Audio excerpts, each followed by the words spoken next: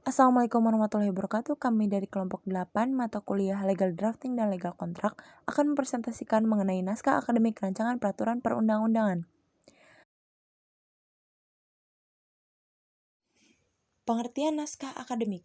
Naskah akademik adalah naskah hasil penelitian atau pengkajian hukum dan hasil penelitian lainnya terhadap suatu permasalahan tertentu yang dapat dipertanggungjawabkan secara ilmiah mengenai pengaturan masalah tersebut dalam suatu rancangan undang-undang, rancangan peraturan daerah provinsi, dan rancangan peraturan daerah kabupaten atau kota sebagai solusi terhadap permasalahan dan kebutuhan hukum masyarakat.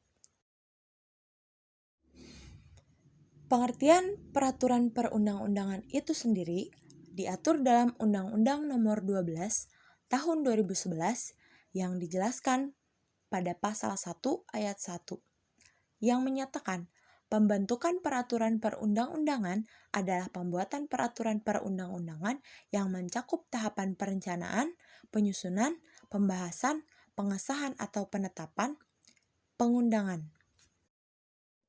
Selanjutnya, fungsi naskah akademik.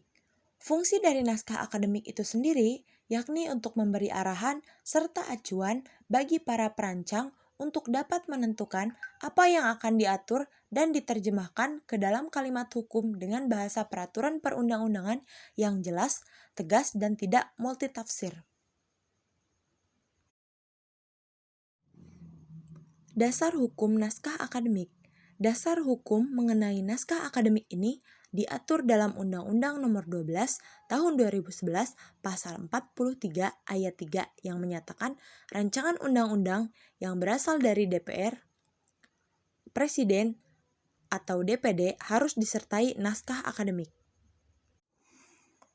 Selanjutnya ada sistematika penyusunan naskah akademik rancangan peraturan perundang-undangan yang diawali dengan judul naskah akademik, bab 1 pendahuluan yang berisikan latar belakang, identifikasi masalah, tujuan dan kegunaan, metode penelitian. Bab 2 berisikan asas-asas yang digunakan dalam penyusunan norma, bab 3 materi muatan RUU dan keterkaitan dengan hukum positif, bab 4 penutup dan diakhiri dengan lampiran konsep awal rancangan undang-undang.